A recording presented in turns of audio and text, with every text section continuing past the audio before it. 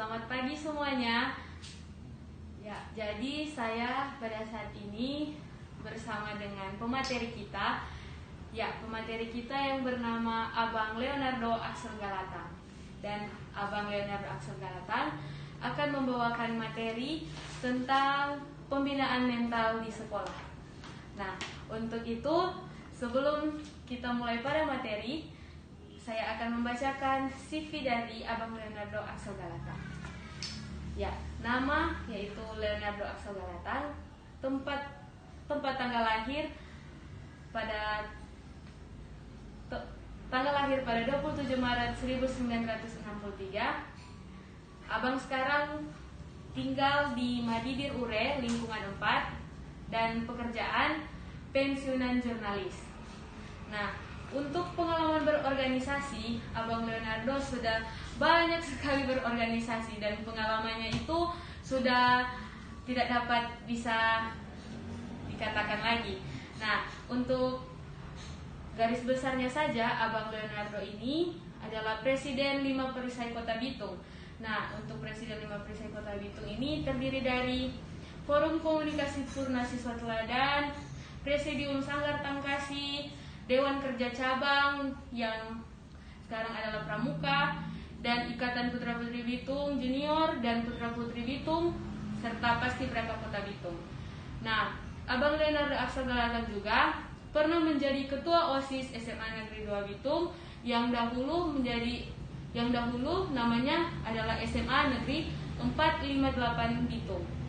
Nah, Abang juga menjadi Wakil Ketua Komite pada tahun 2005 dan sampai pada sekarang ini Abang masih menjadi Wakil Ketua Komite. Nah, dan yang terakhir, Abang juga yang membuat lambang SMA Negeri 2 Bitung yang kita pakai saat ini. Nah, Abang yang membuat lambang ini. Dari tahun 85 ketika Abang menjadi siswa. Sudah lulus dari SMA Negeri 458. Nah, dan yang terakhir, moto hidupnya Abang Leonardo Axel Galatang itu adalah kemiskinan adalah satu-satunya hartaku dan tidak akan kujual sampai kapanpun. Nah, sekarang kita akan masuk pada materi dan dipersilakan kepada Abang Leonardo Axel Galatang. Ya, terima kasih moderatorku yang Selamat pagi Indonesia. Selamat pagi. Selamat pagi adik-adik siswa baru SMA Negeri 2 Bitung. Mohon maaf karena ini dalam keadaan darurat. Saya harus menggunakan masker dan kebetulan juga saya saat ini lagi dalam keadaan sakit. Tadi minum penghilang rasa nyeri agar bisa tampil di acara ini.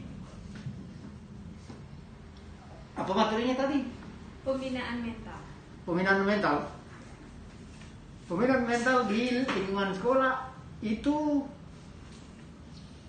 hal yang mutlak. Karena sekolah adalah pusat kebudayaan, pusat pendidikan karakter, pendidikan mental, dan pencetak generasi unggul. Nah, SMA Negeri 2 Bitung sejak dari sononya dikenal dengan kegiatan pembinaan mental ini. Bahkan kegiatan-kegiatan pembinaan mental ini sudah menjadi DNA. Apa itu DNA? Yang golongan pokoknya ada di nadi, jadi urat nadi. Selain akademik, pada guru itu unggul dengan kegiatan-kegiatan terkait dengan pembinaan mental. Antara lain OSIS, Pramuka, kemudian ada Sanggar, kemudian di bidang olahraga sekarang yang lagi menonjol adalah basket. Ada volley, ada futsal, kemudian ada persis, ada taskir, ada sanggar mental. Nah dulu saya kasih mangkalnya di SMA Negeri Lubitung. Karena saya didikan dulu waktu saya masih kelas 3 SMA. Nah, untuk menjadi seorang murid atau siswa di SMA Negeri Lubitung, ada 2 hal yang di tanda kutip wajib, yaitu cerdas akademis dan cerdas secara mental. Apa itu? Itu tadi kegiatan yang saya sebut tadi. Antara lain, misalnya tidak sekedar pintar secara akademik, tapi kalau mental kita kosong, maka itu terjadi ketimpangan, tidak balance, tidak ada balance dalam kehidupan kita sebagai seorang siswa. Nah, apa tujuan daripada kegiatan-kegiatan tadi? Antara lain adalah pembinaan mental. Tanpa mental yang baik, maka seorang siswa tentu tidak berimbang. Ibarat perahu kita akan oleng. Makanya di zaman Negeri itu selain dikenal dengan keunggulan akademiknya, juga keunggulan kegiatan-kegiatan ekstra yang terkait dengan pembinaan mental, atau sekarang lebih top dengan istilah karakter. Nah, di kegiatan itu tentu melatih kita untuk menjadi pemimpin yang punya kemampuan, punya skill. Sekarang tidak cukup ada pintar, tapi kalau tidak punya skill, tidak punya kepemimpinan, maka kreativitas, maka Anda akan tertinggal dan Anda akan kalah bersaing. Nah, terkait dengan itu tentu kami sebagai alumnus pengurus OSIS juga tetap mengikuti setiap kegiatan yang dilakukan oleh adik-adik di sekolah tercinta ini. Terima kasih buat para guru pengurus OSIS tentunya yang telah memberikan kesempatan kepada kami tiap tahun untuk memberikan motivasi buat adik-adik calon siswa di SMA Negeri Lubitung. Nah, ada yang motivasi dari SMA Negeri Lubitung karena kegiatan-kegiatan ekstra unggul. Tetapi saya ingatkan, namanya kita bersekolah tentu yang utama adalah pelajaran. Ada yang prestasinya hebat di kegiatan, tapi di pelajaran ternyata dia malas masuk karena capek habis main volley, habis main basket. Itu tidak boleh. Harus balance antara kegiatan ekstra dan akademik.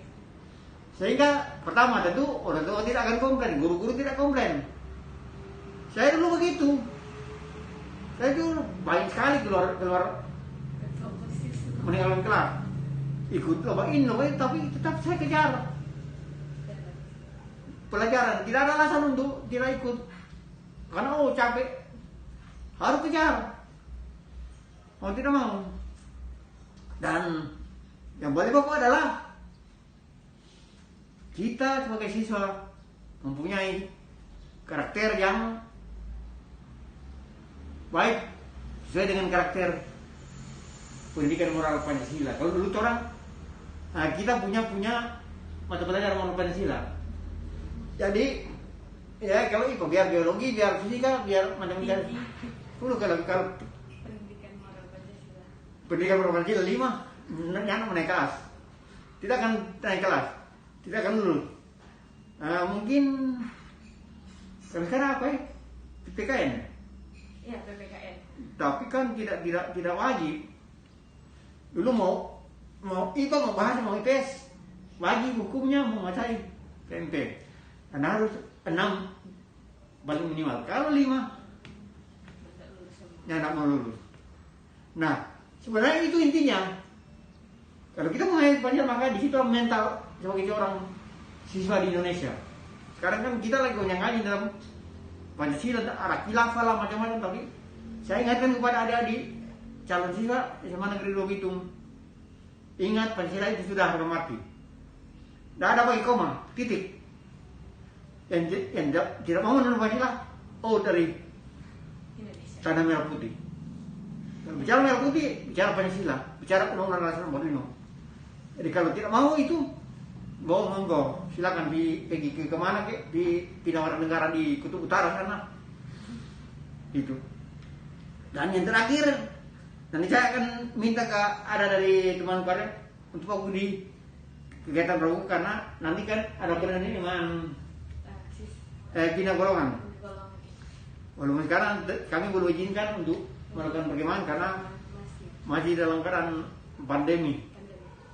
Yang terakhir saya berharap adik-adik yang sudah diterima di SMA Negeri Tubitung, ya jangan hanya pertama mau rajin, mau baik, setelah itu bikin tahu-tahu bikin kegiatan yang tidak sesuai dengan aturan sekolah, bolos, lompat pagar, atau melakukan hal-hal yang menyimpang dari aturan-aturan yang berlaku di dunia pendidikan, khususnya di SMA Negeri itu. Saya kira itu, mohon maaf karena saya terang ini, saya lagi sekarang ini hanya menuliskan ini karena tanggung jawab. Saya mengundang Sekretaris Pusdik Lacak yang lebih anda lancaman keluarga itu untuk melakukan khusus fokus di kegiatan kepramukaan. Silakan Kak Pak. Arman.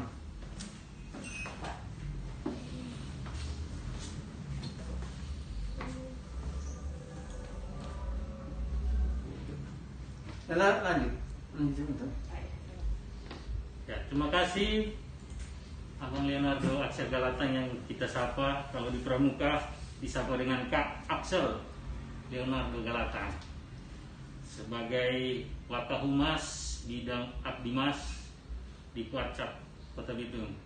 Untuk itu adik-adik yang kakak hormati, adik-adik peserta PLS yang ada di rumah, sambil kita mendengarkan materi kelanjutan dari Abang dan selanjutnya akan dirangkaikan dengan materi kepramukaan. Untuk itu adik-adik sekalian, dasar-dasar dalam kepramukaan saja yang kakak akan sampaikan kepada adik-adik, mengingat dengan waktu yang dikasih sama kami panitia, ya 20 menit ya. Nah, untuk itu materi ini tidak panjang lebar, kakak hanya menyinggung tentang sehubungan dengan kegiatan-kegiatan kepramukaan, dan adik-adik harus mengetahui istilah-istilah juga dalam gerakan pramuka. Tentunya mungkin adik-adik ada yang sudah aktif di pramuka bisa tahu ya apa atau tentang istilah dalam gerakan pramuka, yaitu pramuka, kepramukaan, dan gerakan pramuka. Nah, ada 3 istilah ini dalam gerakan pramuka, yaitu pramuka, kepramukaan, dan gerakan pramuka. Apa itu? Tentunya kata pramuka itu merupakan singkatan dari Praja Muda Karana, yang memiliki arti orang muda yang suka berkarya, ya itu. Nah, adik-adik tentu tahu karena dia juga aktif pramuka. Nah, pramuka merupakan sebutan bagi anggota gerakan pramuka yang meliputi pramuka siaga yang disimbol dengan S. Nah, usia dari pramuka siaga itu adalah 7 sampai 10 tahun. Tentu adik-adik yang sudah melewati proses ini sudah di jenjang SMA, berarti sudah disebut nantinya masuk ke penegak, tamu penegak. Nah, kemudian jenjang selanjutnya adalah pramuka penggalang. Adik-adik yang kemarin lulus SMP berarti dia masih pada peserta pramuka penggalang. Nah, saat ini yang disimbol dengan G. Nah, usianya adalah 11 sampai 15 tahun. Dan selanjutnya pramuka penegak. Pramuka penegak itu adalah anggota yang nanti akan bergabung di Ambalan Penegak SMA, SMK. Nah, anggota ini berusia 16 sampai 20 tahun. Nah, selanjutnya peserta didik pramuka pendega. Nah, ini adalah pramuka pendega yang nantinya kalau adik-adik sudah selesai dari SMA, melanjutkan di perguruan tinggi, Nah, ini yang disebut Pramuka Pandega. Nah, pesertanya usianya yaitu 21 sampai 25 tahun. Nah, itu adalah peserta didik yang ada di Gerakan Pramuka. Nah, sedangkan istilah kepramukaan, ya tentunya adik-adik mesti tahu dasarnya. Apa itu kepramukaan? Nah, tentunya kepramukaan adalah satu proses pendidikan di luar lingkungan sekolah dan di luar lingkungan keluarga, dalam bentuk kegiatan menarik, menyenangkan, sehat, teratur, terarah, praktis yang dilakukan di alam terbuka dengan memperhatikan prinsip dasar kepramukaan dan metode kepramukaan. Nah, tentunya sasaran akhirnya dari kegiatan kepramukaan ini adalah pembentukan watak, akhlak, budi pekerti yang luhur. Ya, itu tadi sudah disinggung oleh Abang Axel. Nah, kemudian kepramukaan adalah sistem pendidikan kepanduan yang disesuaikan dengan kepentingan dan perkembangan masyarakat bangsa Indonesia. Tentunya adik-adik harus melihat sejarah Gerakan Pramuka ini. Nah, sejarah Gerakan Pramuka yang dulunya dikenal dengan kepanduan. Kepanduan di Indonesia telah dimulai sejak tahun 1923 yang ditandai dengan didirikannya oleh bangsa Belanda, yaitu NPO atau National Pathfinder Organization. Nah, itu di Bandung. Kemudian pada tahun yang sama 1923 juga di Jakarta didirikan juga oleh bangsa Belanda dengan nama JIPO atau Young Indonesian Pathfinder Organisasi. Nah, itulah sejarahnya. Makanya Gerakan Pramuka itu disebut sebagai organisasi. Nah, Gerakan Pramuka ini juga, organisasi kita ini juga bertujuan untuk membentuk setiap pramuka memiliki kepribadian yang beriman, bertakwa, berakhlak mulia, berjiwa patriotik, taat hukum, disiplin, dan menjunjung tinggi nilai-nilai luhur bangsa, serta berkecakapan hidup, sehat jasmani dan rohani. Nah, itu yang harus adik-adik perhatikan. Nah, tentunya di Gerakan Pramuka ini adalah organisasi kita. Tentu adik-adik harus mengenal apa namanya itu struktur organisasi Gerakan Pramuka.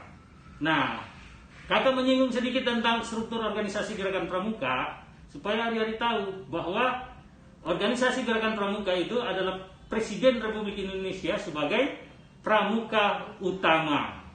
Nah, di tertinggi ya, atau presiden kita adalah sebagai pramuka tertinggi atau pramuka utama. Nah, di bawahnya itu ada majelis pembimbing.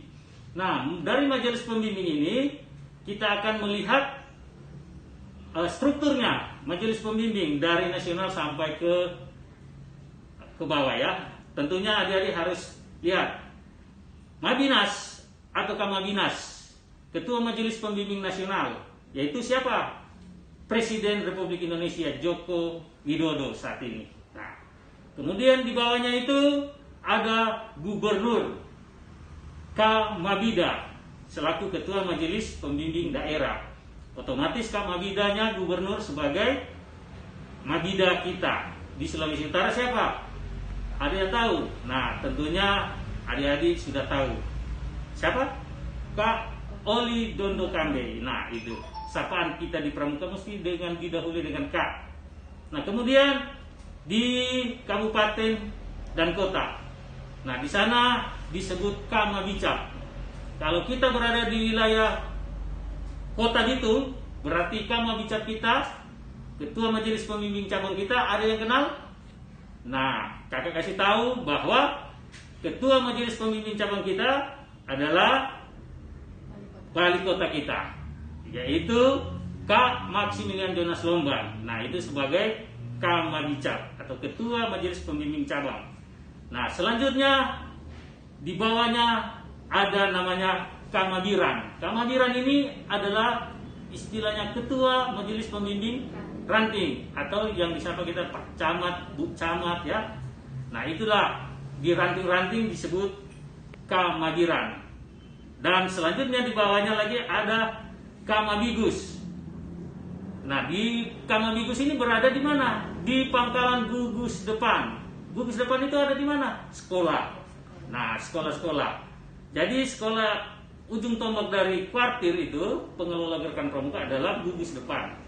Nah, sebelahnya ada kuartir gerakan pramuka. Kuartir ini sebagai pengelola gerakan pramuka yang ada di nasional yang disebut dengan kuartir nasional, Kuarnas.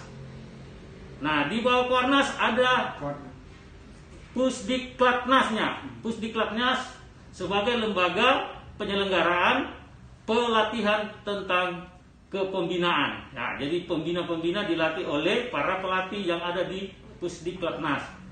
Nah, baru ada Dewan Kerja Nasional.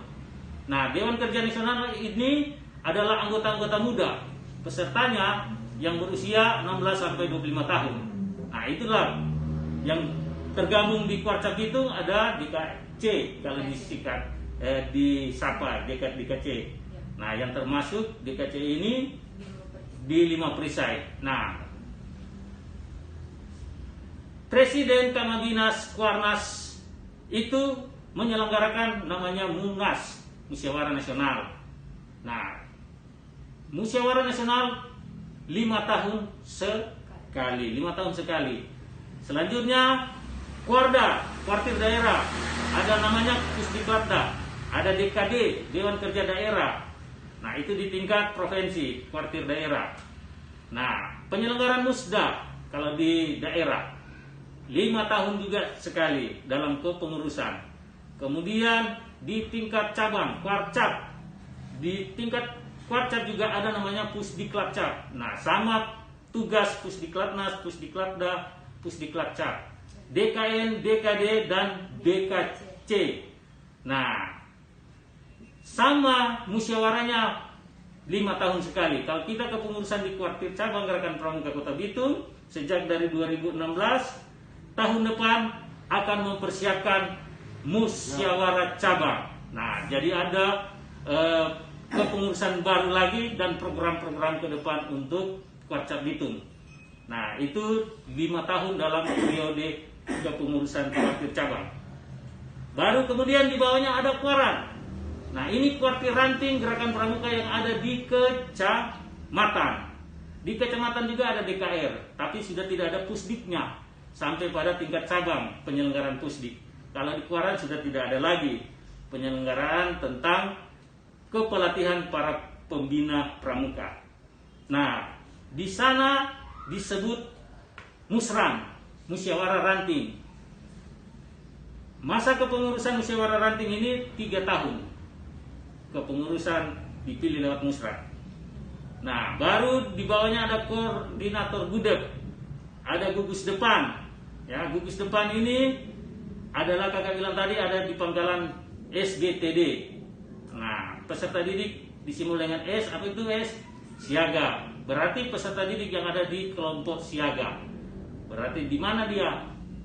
Di pangkalan gudeg SD.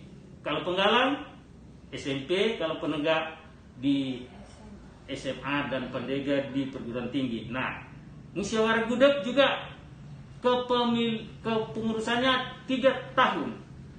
Nah, itu adik-adik yang adik-adik harus ketahui juga agar supaya adik-adik tidak gaptek dorong bilang toh gagap teknologi dan informasi.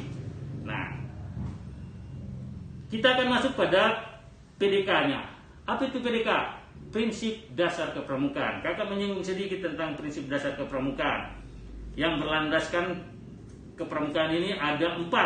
Pertama, iman dan takwa kepada Tuhan Yang Maha Esa. Peduli terhadap bangsa dan tanah air, sesama hidup dan alam seisinya. Peduli terhadap dirinya pribadi.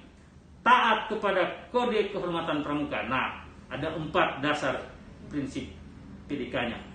Kemudian adik-adik, apa itu PDK? Prinsip dasar kepramukaan. Oke. Nah, ada berapa? Ada 4 yang kakak bilang tadi. Adik-adik harus tahu agar supaya bisa menjabarkan. Nah, kemudian dalam prinsip dasar ada metode kepramukaan yang harus kita laksanakan. Pertama, metode pertama dalam kegiatan kepramukaan agar supaya kegiatan belajar ini secara interaktif dan progresif melalui pertama pengamalan kode kehormatan pramuka. Kemudian kedua, belajar sambil melakukan. Kemudian ketiga, kegiatan berkelompok, bekerjasama dan berkompetisi. Kemudian yang keempat, kegiatan yang menarik dan menantang. Dan kelima, kegiatan di alam terbuka. Ketujuh, kehadiran orang dewasa yang memberikan bimbingan, dorongan dan dukungan. Kemudian penghargaan berupa tanda kecakapan dan satuan terpisah antara putra dan putri. Nah, itu adik-adik harus tahu pada prinsipnya pengamalan kode kehormatan pramuka itu apa. Yang pertama kakak bilang tadi. Nah, adik-adik harus tahu dasa dharma pramuka dan di dharma pramuka siaga. Nah, itu yang kita kenal dengan dasa dharma pramuka ada 10. 1. Takwa kepada Tuhan yang Maha Esa. Dan seterusnya sampai ke 10, suci dalam pikiran, perkataan dan perbuatan. Nah, itu adik-adik harus mengamalkan dalam pengamalan kita sebagai pramuka, anggota pramuka. Nah, kalau siaga tentunya adik-adik sudah lewat dari proses siaga. Siaga itu mempunyai kode kehormatan di Dharma Pramuka Siaga. Nah, belajar sambil melakukan. Bagaimana proses belajar sambil melakukan? Dalam kegiatan kepramukaan, tentunya adik-adik belajar sambil melakukan di alam terbuka. Di alam terbuka ini adik-adik belajar mempraktekkan kegiatan-kegiatan kepramukaan. Ya, contoh main pioneering dan lain-lain sebagainya. Dan kemudian kegiatan berkelompok, bekerjasama dan berkompetisi. Nah, bagaimana adik-adik termotivasi dalam berkelompok dalam kegiatan-kegiatan kepramukaan untuk mengejar suatu tujuan? Ya, tentunya ada harapan-harapan dalam kegiatan-kegiatan ini. Pertama, kegiatan yang menarik dan menantang. Orang harus lihat dalam situasi kondisi apapun dalam kegiatan di luar di alam terbuka ini, jangan sampai ada hal-hal yang tidak kita inginkan. Karena kegiatan ini menarik dan menantang ini untuk kegiatan untuk penegak. Jangan kegiatan yang menantang dikasih sama adik-adik penggalang yang lompat-lompat naik di tali titian 2, titian 3, itu salah. Ya, jadi harus memperhatikan itu. Kemudian kegiatan di alam terbuka. Nah, kegiatan di alam terbuka tentunya yang bersifat kegiatan perkemahan.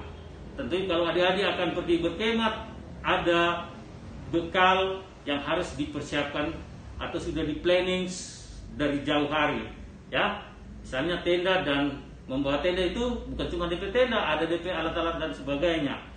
Nah, kemudian kehadiran orang dewasa yang memberikan bimbingan, dorongan dan dukungan. Nah, kakak sebagai pembina, adik-adik sebagai peserta didik harus ada kolaborasi antara pembina dan peserta didik. Harus ada kerjasama. Jadi jangan ketika adik-adik sudah masuk pada ambalan, jadi pengurus dewan ambalan, ya sudah pakai itu kakak-kakak pembina, sudah torang juga, yang penting torang so tahu. Nah, jangan lupa harus ada orang dewasa di dalamnya, ya. Jadi orang dewasa harus mengontrol kegiatan-kegiatan ini. Kemudian penghargaan berupa tanda kecakapan. Nah, ketika dia sudah berproses dari penggalang ke penegak, tentunya penegak menjadi tamu ambalan, ada proses untuk mendapatkan tanda kecakapan namanya bantara. Nah, tanda kecakapan itu, tanda kecakapan umum yang adik-adik miliki harus berproses lewat pengetesan SKU. Apa itu SKU? Syarat kecakapan umum. Nah, buku SKU itu cuma 5.000 diperoleh, ya, dibeli cuma 5.000. Kalau adik-adik membelinya, baca dan berproses untuk latihan untuk mendapatkan tanda bantara itu sendiri. Kemudian satuan terpisah antara putra dan putri. Nah, memperhatikan satuan terpisah antara putra dan putri dalam kegiatan harus satuan terpisah. Nah, banyak kan logo-logo di kamar mandi, ada di WC putra, ada di WC putri. Ada juga di macam-macam, ya. Nah, kalau pramuka juga mengenal itu satuan terpisah. Jangan dalam kegiatan berkemah sama-sama dalam satu tenda, putra dan Putri satu tenda. Itu berbahaya kalau dalam kegiatan di alam terbuka begitu. Kong tumbina tak tidur habis. Selanjutnya, demikian kakak pemateri, cukup pas. Terima kasih. Salam Pramuka. Salah. Ya, baiklah.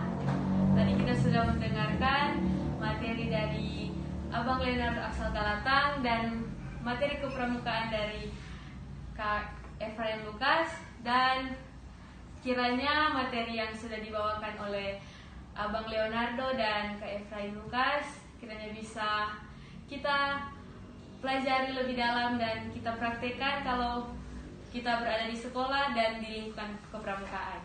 Nah, untuk itu, untuk adik-adik semua tetap stay at home dan tetap belajar dari rumah, dan kiranya kita semua bisa sehat-sehat selalu. Dan sekarang ini kita akan menutup. Sampai jumpa pada materi selanjutnya. Selamat siang dan terima kasih.